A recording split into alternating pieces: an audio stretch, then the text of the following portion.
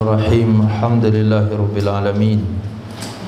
Wassallallahu ala sayyidina maulana Muhammadin wa ala alihi wa sahbihi ajma'in, amma ba'd.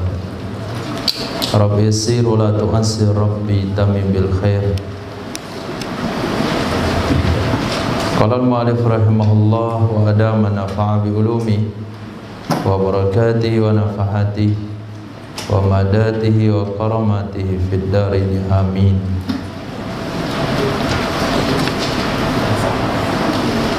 Ahbabillah, mengisi waktu yang sangat berkah di bulan Ramadan sebagai wujud syukur atas kemudahan yang Allah berikan.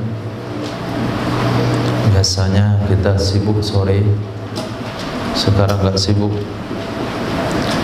maka kita isi dengan kitab Nasaih Diniyah wal Wasaya Imaniyah, pengarang Kutubud Da'wah wal Irsad Al-Habib Abdullah ibni Alawi Al-Haddad, seorang ulama dari Tarif Hadramaut yang beliau dalam kondisi buta tapi mampu mengarang.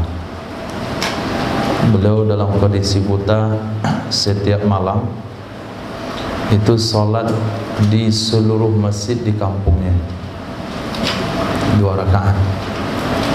Misalnya kita di Indarung, Nurul Hidayah 2 rakaat, Wanul Mu'minin 2 rakaat, pergi lagi ke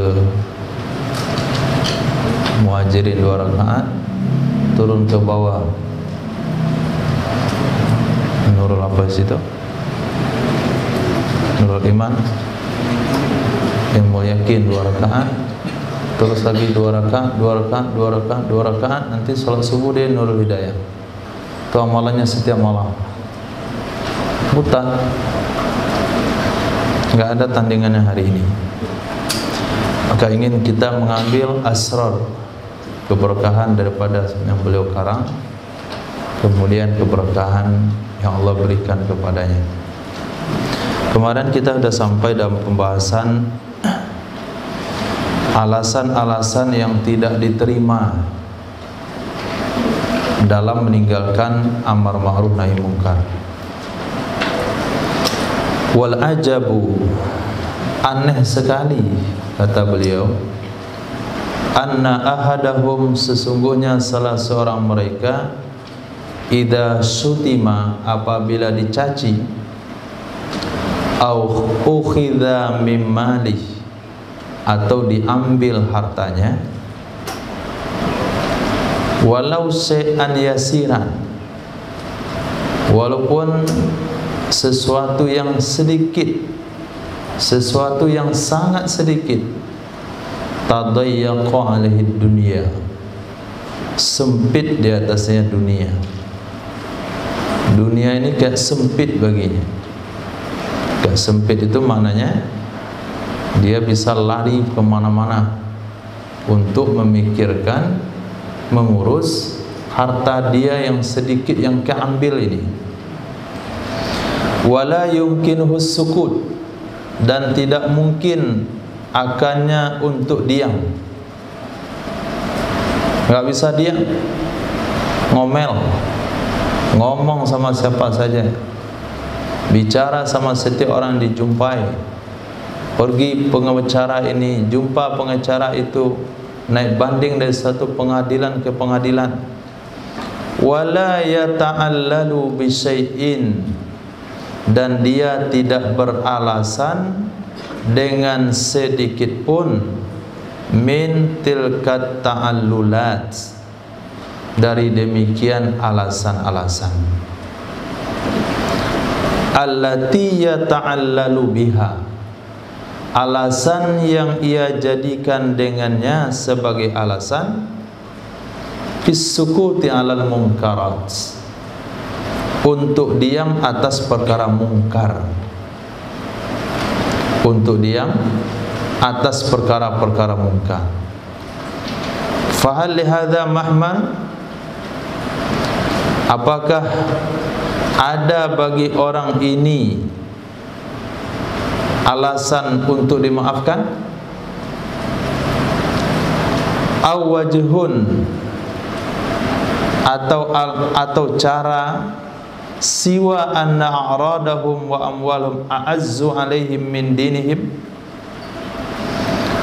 selain sesungguhnya kehormatan mereka dan harta mereka lebih bernilai terhadap mereka dari agama mereka.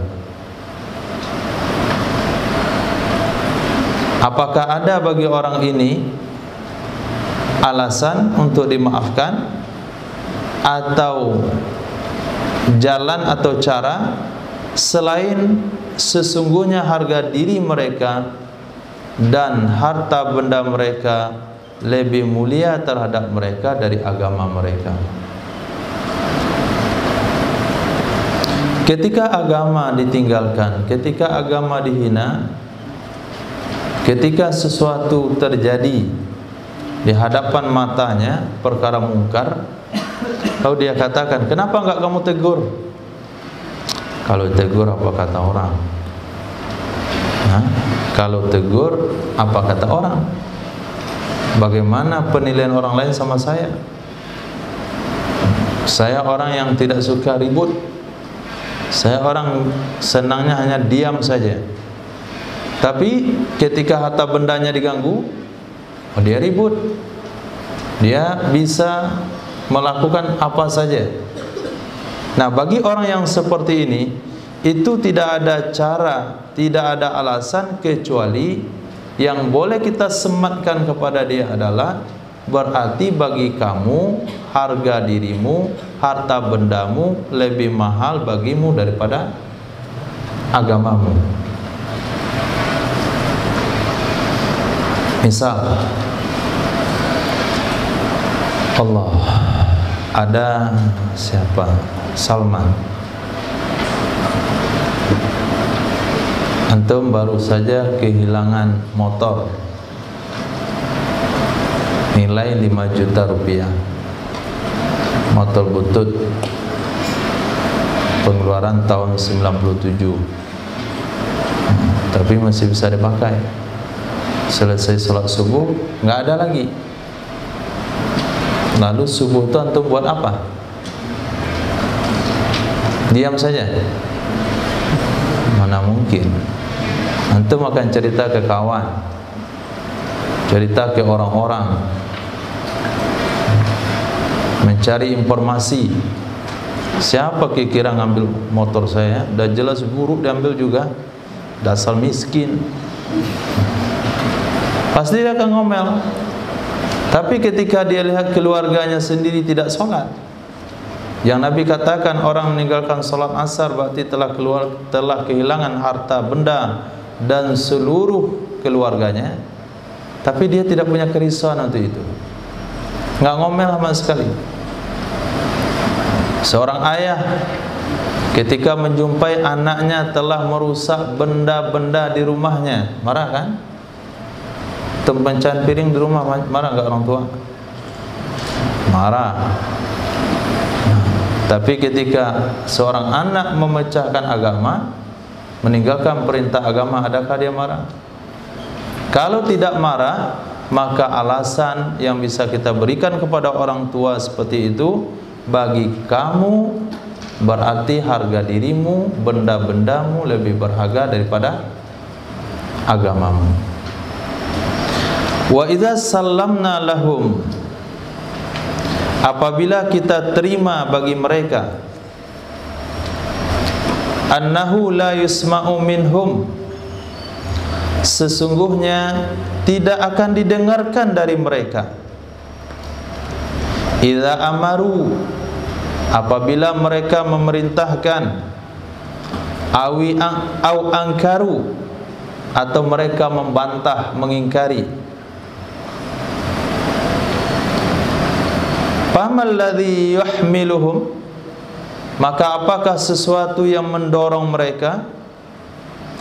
Apakah sesuatu yang mendorong mereka ala mukhalatati ahlil munkar, untuk bergaul dengan pelaku-pelaku mungkar, wa mu'asyaratihim, dan hidup bersama mereka. Jadi salah satu contoh yang dibuat oleh Imam Habib Abdullah ibni Alawi Al-Haddad di sini, alasan-alasan yang tidak bisa diterima, alasan-alasan batil atas meninggalkan perkara amar ma'ruf nahi munkar, yaitu alasan mereka adalah, kalau saya yang larang gak bakalan berhenti mereka. Mestinya yang punya kekuasaan yang melarang baru berhenti. Orang rakyat biasa kayak kita ini melarang perkara mungkar, gak mungkin orang berhenti melakukan perkara mungkar. Orang yang seperti kita ini mengajak kepada perkara ma'ruf, gak bakalan didengarin. Kita hanya masyarakat awam, kita bukan ulama. Nah, itu salah satu alasan mereka. Oke, kata Imam, kalau kita terima alasan mereka tersebut, bahwasanya tidak didengar ajakan mereka, tidak akan didengar ingkar daripada mereka, kalau begitu apa alasan kamu sehingga kamu bergaul dengan ahli mungkar dan hidup dengan mereka? Oke lah, tidak bisa didengar nasihatmu, tapi apa alasan kamu duduk bersama dengan mereka? Apa alasan kamu satu kedai kopi dengan mereka? Apa alasan kamu satu meja makan dengan mereka? Apa alasan kamu ketika kamu menjalin hubungan dengan mereka? Apa alasannya? Apa mas? Wa qad aujaballahu alaihim tarkahu.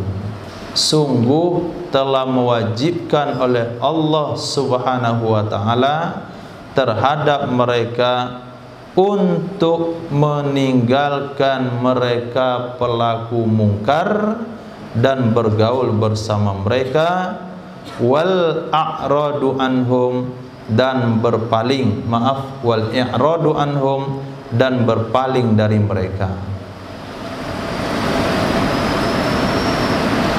Mahma lam yastajibu lillahi wa rasuli, ketika mereka tidak mau memperkenankan ajakan Allah dan Rasulnya. Jadi ketika ahli mungkar, ahli maksiat, sudah kita nasihati, kita ajak untuk mendekatkan diri kepada Allah, diajak untuk memenuhi ajakan Sayyidina Rasul, lalu mereka tidak mau mengikutinya, maka kita wajib untuk tidak bergaul. Bisa dipahami? Ketika pulang kampung, ketemu kawan lamo, konco arek, konco palangkin, itu bahasanya. Kalau mereka tidak mau diajak untuk perkara yang baik, jangan sampai antum yang diajak untuk perkara yang mungkar. Kata imam, ayo kita sholat. Kamu aja yang sholat. Kalau kamu nggak mau diajak sholat, saya juga nggak sholat. Berarti dia terbedaya. Bukan imam nama itu namanya makmum. Kalau imam itu nggak boleh diajak, dia harus ngajak.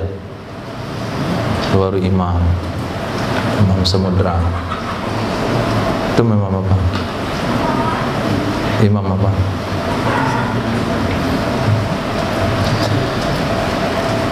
Nah,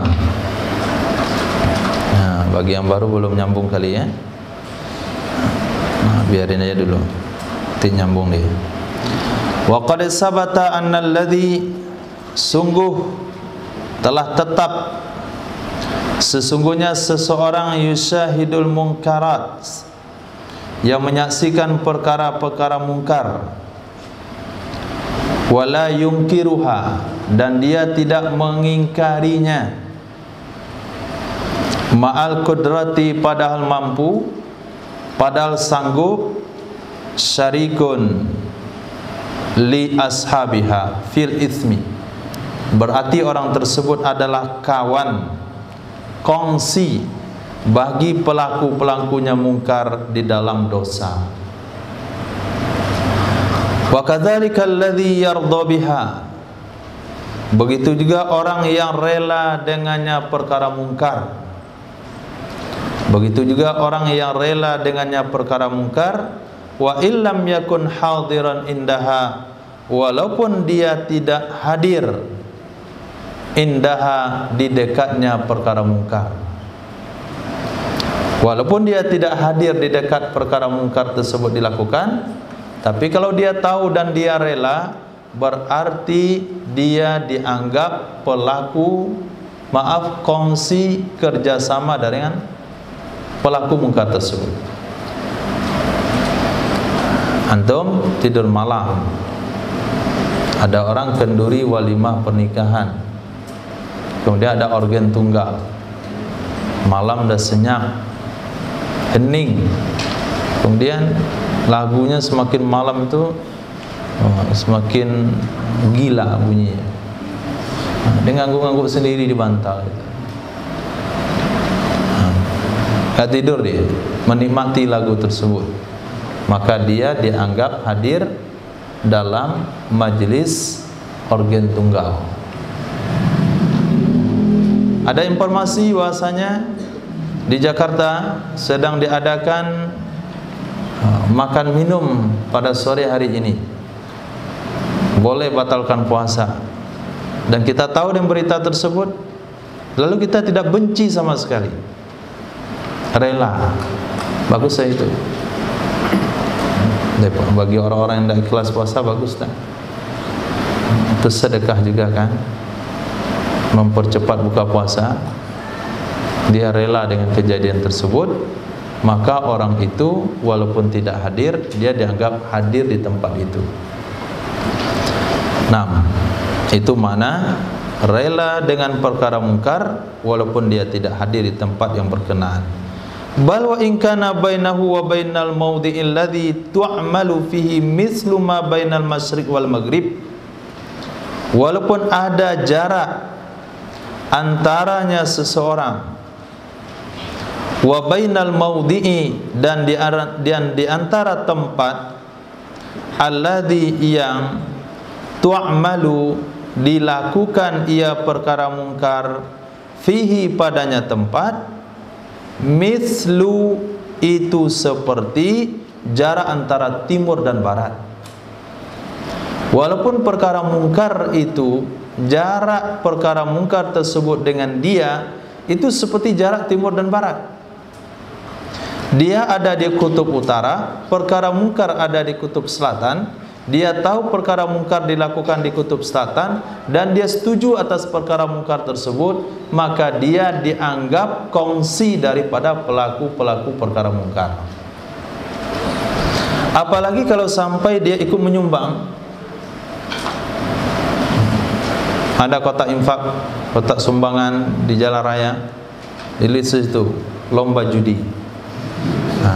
hadiah untuk adu ayam, masukkan dia 500 rupiah situ, dia dapat dosa. Dia dapat dosa.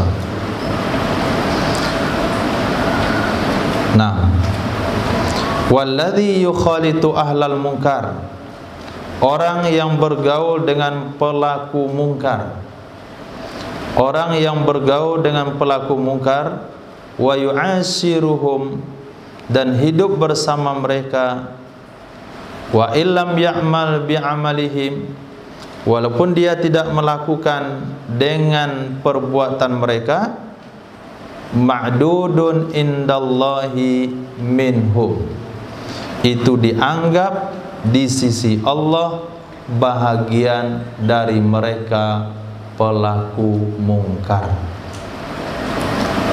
Ada bahasa hari ini, saya orangnya kemari masuk, dengan ulama masuk, dengan preman masuk juga, orangnya loyal lah, sama siapa saja bisa, pergaulannya bebas, pergaulannya luas.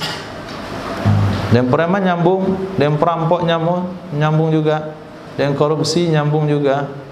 Tapi dia nggak lakukan, cuman sekedar kenal aja, sekedar kawan, punya punya hubungan. Jadi bagi diri dia itu sudah bukan perkara yang canggung untuk berhubungan dengan orang-orang seperti itu. Jumpa penjudi, halo katanya. Kayak berjudi juga kayak dia. Maaf tuh gaya tadi itu, gaya pergaulan. Sebetulnya saya nggak suka judi. Tapi ketika dia bermanis muka bertemu dengan tukang judi, bermanis muka bertemu dengan tukang mabuk, dengan tukang maksiat, maka dia ma'dud minhum, dianggap golongan mereka. Wa illam ya'mal bi'amalihim, walaupun dia tidak berbuat dengan perbuatan yang dilakukan oleh ahli mungkar. Ya, hati-hati, jangan sok luas pergaulan, asal masuk saja, asal kenal sama semua orang. Ahli maksiat juga kenal, jalan malam dia lonte kenal dia juga. Pergaulannya luas katanya. Itu dianggap pelaku maksiat. Nah, ceramah dia juga ada sebelah kanan. Ada dangdutan, dia protokolnya. Ada adu tinju, dia wasitnya. Kan loyal itu, tinggi pergaulannya. Itu bukan menunjukkan kebaikan itu. Bukan menunjukkan kebaikan. Orang-orang baik itu tidak bisa masuk dekat dengan orang-orang yang enggak baik. Bahkan kalaupun direncanakan pertemuan dengan orang yang enggak baik, maka pertemuan itu bisa gagal dengan kehendak Allah Subhanahu wa taala. Itu baru orang-orang pilihan Allah. Naam, wala yanju, dan dia tidak akan bebas. Wala yaslamu, dan dia tidak akan selamat. Oh, salah, tinggal. Wa in nazalat bihin uqubatun, dan jika menimpa dengan mereka ahli maksiat, dengan ahli mungkar oleh hukuman Allah, asabathu ma'ahu, maka hukuman itu akan menimpa orang tersebut bersama dengan mereka pelaku mungkar. Wala yanju, dan dia tidak akan selamat. Wala yaslamu juga mananya sama, tidak akan selamat. Illa bin nahi, kecuali dengan melakukan nahi mungkar. Kalau tidak mampu nahi mungkar, summa bil mujanabati, kemudian dengan menjauhi, wal mufaraqati, dan memisahkan diri, lahum, dengan mereka ahli mungkar. Illam yakbalu, jika mereka tidak mau menerima, wa yataqadu, dan mereka tidak mau tunduk, lil haqqi, bagi kebenaran. Sudah kita ajak, sudah kita larang, enggak mau juga, maka kita wajib menjauhi ahli mungkar. Hati-hati dengan pergaulan. Kalau sekiranya pergaulan yang kita lihat dari orang yang kita ajak bergaul adalah orang yang mengajak kita kepada perkara-perkara yang enggak baik, maka wajib kita larang.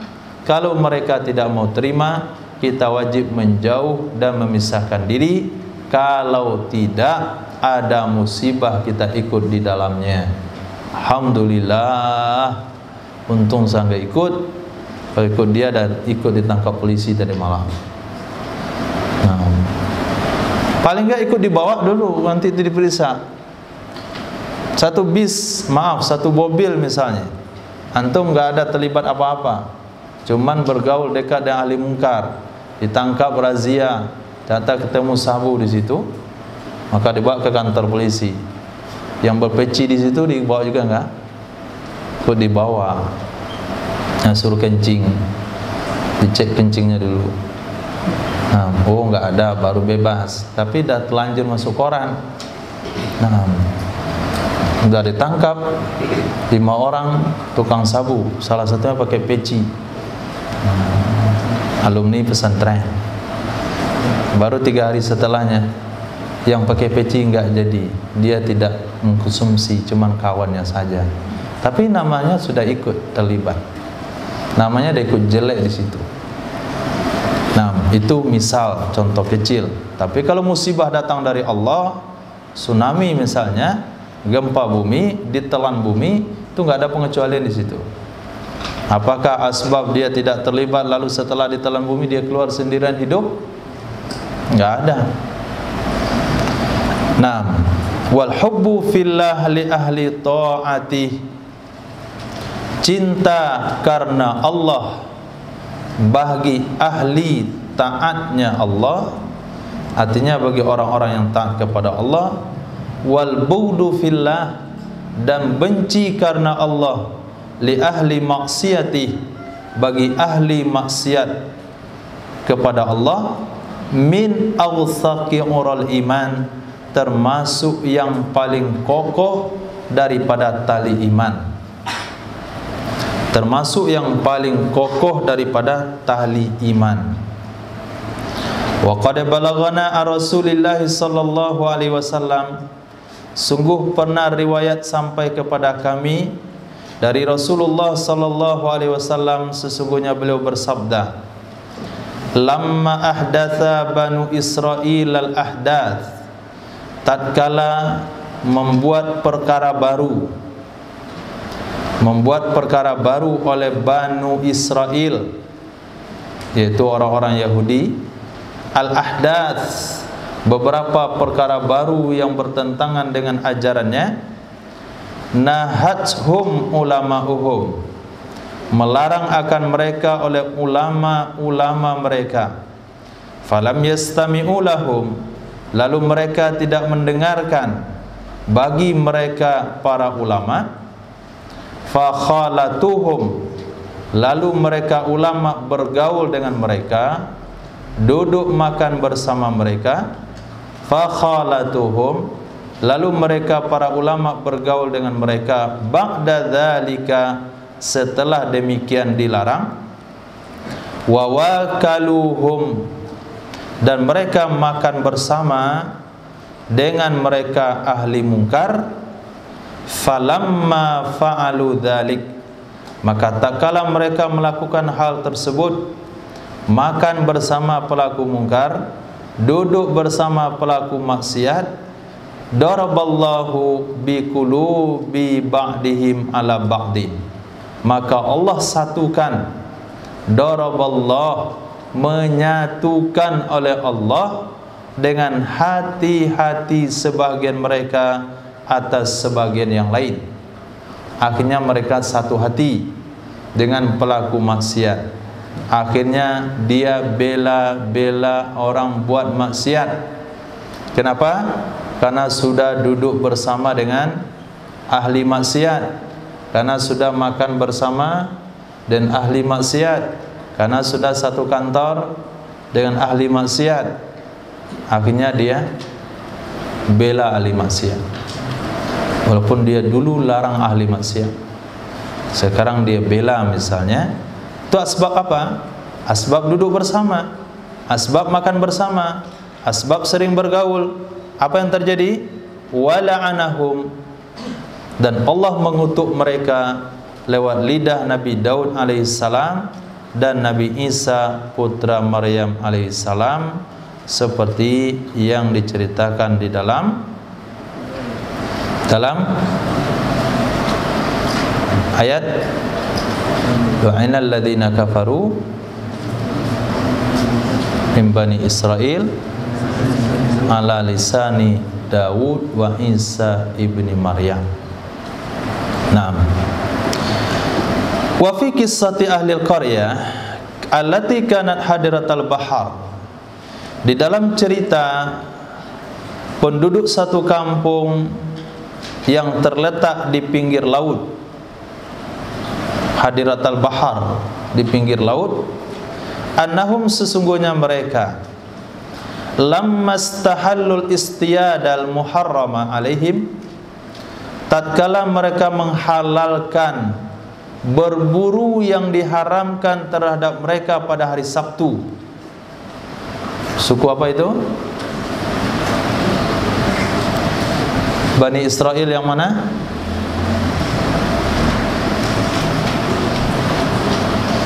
Kanat hadiratal bahar, dia adalah tinggal di pinggir laut, yang Allah haramkan kepada mereka tidak boleh berburu ikan pada hari Sabtu.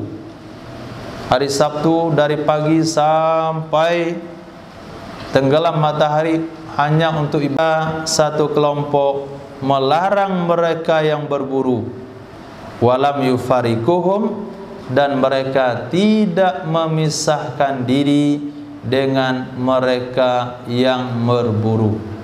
Mereka tidak memisahkan diri dengan mereka yang berburu, tetap hidup bersama. Wa firqatun, dan satu kelompok lagi, farakuhum, mereka memisahkan diri dengan mereka orang-orang yang melanggar perintah Allah. Wa kharaju, dan mereka keluar, min baini azhurihim, dari tengah-tengah mereka, ba'dan nahi lahum, setelah melarang bagi mereka yang melanggar perintah Allah. Berapa kelompok?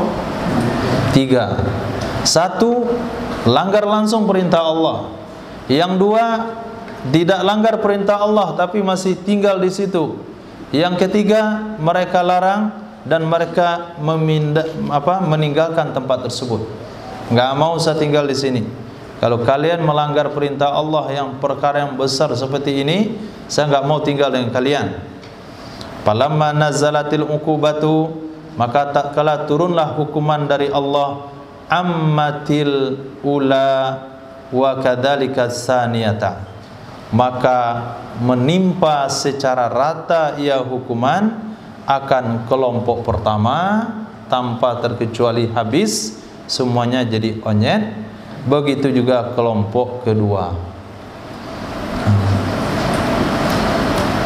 Mereka itu sebetulnya enggak berburu, tapi pada hari Sabtu tersebut mereka, pada hari Jumat mereka bikin kolam di tepi pantai, kemudian bikin aliran ke situ, aliran air laut. Hari Sabtu ikan masuk ke situ, ke kolam tuh. Nah, dia datang hari Sabtu ke kolam dia sumbat. Terkurunglah ikan di dalam kolam yang dibuat, nggak bisa lagi pergi ke laut. Hari Ahad baru dikutip ikannya.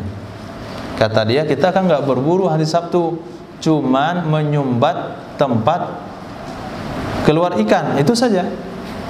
Hari Ahad diambil ikan. Ketika diambil hari Ahad diambil ikan, sedang ngumpulkan ikan, dia lihat kawannya di monyet. Kamu kok jadi monyet? Hah? Kamu juga? Masa iya jadi monyet? Pulang dia ke rumah, kaget anak istrinya, monyet masuk. Kalian monyet juga? Semuanya jadi monyet. Yang berburu jadi monyet, yang tinggal di situ semuanya jadi monyet. 3 hari 3 malam mereka kagum dengan diri mereka sendiri. Kenapa bisa jadi monyet begini? Akhirnya mereka mati semuanya. Nah, jangan pula antum katakan monyet Pariaman itu pintar tuh, keturunan Bani Israel. Bukan. Monyet itu 3 hari aja usianya, sebelumnya dia mati. Naam, liiqamatihim, kenapa kelompok kedua ikut dihancurkan oleh Allah? Liiqamatihim ma'a ahlil maksiyah, karena mereka tinggal bersama pelaku maksiat. Wa illam ya'malu bi'amalihim, walaupun mereka tidak melakukan dengan apa yang mereka lakukan. Walaupun mereka tidak melakukan dengan apa yang mereka lakukan. Wa najatil firqatus salisa, selamatlah kelompok ketiga. Dan itulah firman Allah yang berbunyi, anjaynal ladzina yanhauna anisu, kami selamatkan orang-orang yang mencegah dari perkara jelek, dan kami siksa orang-orang yang zalim bi'adzabim ba'is, dengan azab yang keras, bima kanu yafsukun, dengan sebab adalah mereka melakukan perkara fasik. Pamasakhum, maka merubah wujud akan mereka, oleh Allah kiradatan, menjadi monyet. Wa la'anahum, dan Allah mengutuk mereka sebagaimana pada ayat yang lain, au nal'anahum, atau kami kutuk mereka, kama la'anna ashabas sabti, sebagaimana kami telah mengutuk pelaku-pelaku pelanggaran pada hari Sabtu. Wa takunul hijratu, dan adalah hijrah, wal mujanabatu, dan menjauhi bagi pelaku-pelaku maksiat, indal iyasi, ketika berputus asa dari menerima mereka bagi kebenaran, adalah perkara yang wajib. Nah, khair insyaallah. Jadi kesimpulan yang kita ambil di sini, ketika kita tidak bisa melakukan amar ma'ruf nahi munkar, maka minimal kita harus tanamkan dalam hati kebencian terhadap perkara tersebut. Kalau tidak kita setuju, maka dianggap kita adalah sekutu daripada pelaku munkar tersebut. Yang kedua, kita harus memisahkan diri, tidak bergaul, tidak duduk bersama, tidak makan bersama, tidak satu permainan dengan pelaku-pelaku maksiat. Kalau sempat kita duduk bersama, makan bersama, satu tempat permainan, nanti Allah akan satukan hati kita dengan mereka, sehingga hilang semangat untuk mentaati perintah Allah Subhanahu wa ta'ala. Cukup insyaallah. Besok kita sambung lagi dengan waktu yang lebih lama, dengan judul tidak boleh membahas perkara-perkara mungkar yang tertutup. Perkara-perkara mungkar yang dikerjakan oleh orang lain secara sembunyi di rumahnya, maka kita tidak boleh menyelidiki. Kita panjat loteng rumahnya, kita lihat, kita tangkap, itu nggak boleh. Nah, jadi tadi kita diarahkan untuk melakukan amar ma'ruf nahi munkar. Nanti pembahasan yang kedua, sampai batasan mana amar ma'ruf nahi munkar itu mesti dilakukan. Apakah sampai kita pasang CCTV di rumah orang lain? Di rumah kita boleh, rumah orang nggak boleh. Nah, kita pasang mata-mata, kita tanamkan chip di badannya. Ternyata dia buat perkara mungkar, lalu kita tangkap, nggak boleh. Khair insyaallah. Besok kita